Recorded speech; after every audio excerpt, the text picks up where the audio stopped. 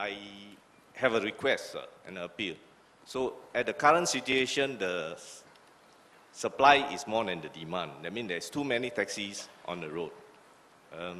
I hope the authorities can kindly evaluate the situation and not to release any more new taxis on the road. First of all, the government doesn't release any taxis on the roads because this is a taxi company business. You can discuss with your taxi companies.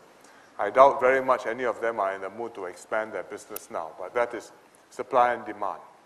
And if there's no business, I don't think they will want to grow. Taxi drivers' incomes, I think, have gone down by quite a lot because one shift you used to be able to get $200 maybe if you're lucky, now down to $100, and then if you have to subtract out the diesel costs, you're not left with very much.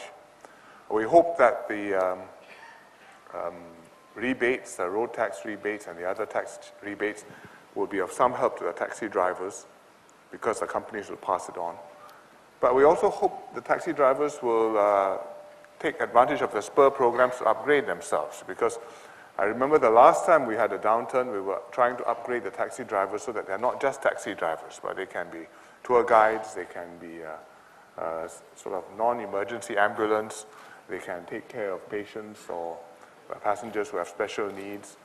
And these are some things that we should continue to do. We should not give up.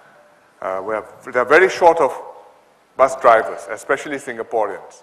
I think that's a fact. In fact, there's a good job there. We hope people are looking for jobs, so think about taking up a bus driver's job. I think today, a bus driver probably earns more than a taxi driver, quite possibly. Not during normal times, but now it could be. And it's a good job if you're prepared to go for the training. The examination time for the training is a bit long. We'll talk to MHA, see whether they can speed it up, or LTA, to speed it up a little bit for people who need this. We are reorganizing the routes at the end of the year. We are doing a centralized planning for the routes. We are going to have competition for markets. So people will be competing for parcels of routes. So there will be some competition between the different operators. I think the brother just now mentioned cheap sourcing is a worry for the employers. I think cheap sourcing is a worry for us too, because if there's cheap sourcing, the quality of the service goes down, and then halfway after your tender company goes bankrupt, don't know whom to look for. So we will have to make sure that that doesn't happen. But I think that the demand for public transport will always be there, because we're encouraging people to take not to take cars, to take trains, to take buses. And I think that there will be a need for the drivers, for the operators, and if the bus companies have to pay a bit more so as to be able to attract these drivers, I would encourage them to do so. It's necessary. MTI's job is the second part of this seminar, which is how to create growth. And the agencies in MTI are very focused on this.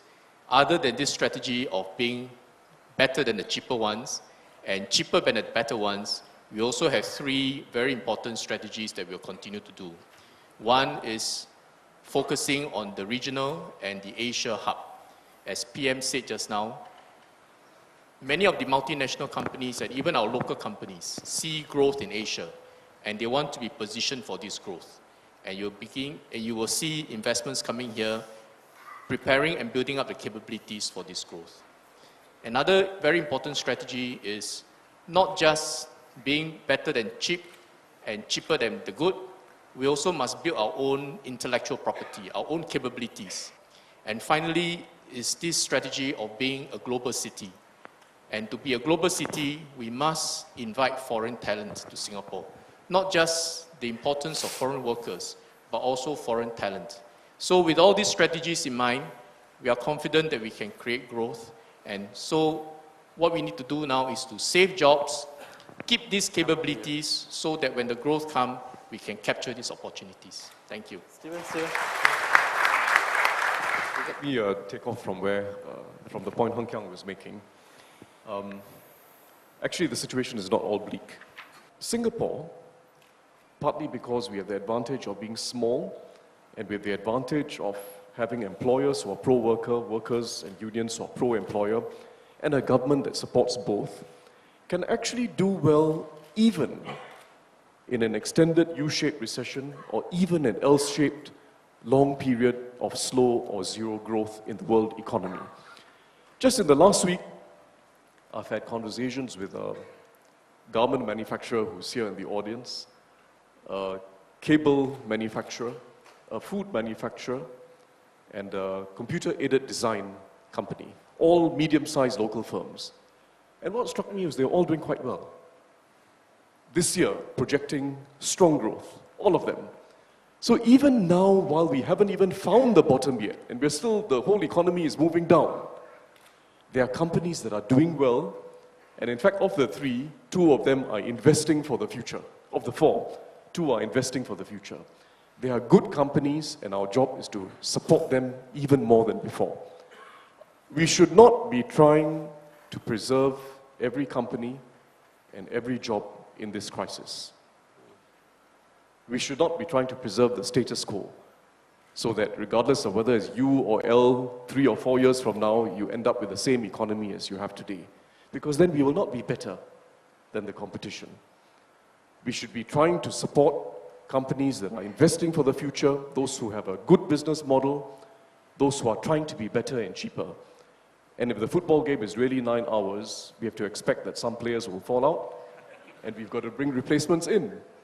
Bring in the best, give them all the Gatorade or whatever it's called, occasional bandages, but the strongest players are the ones that will get Singapore out of this, and the job of government is to provide not just support for everyone, which we are doing, but provide more support for those who can create more jobs and who can make sure that Singapore comes out of this crisis up and not down.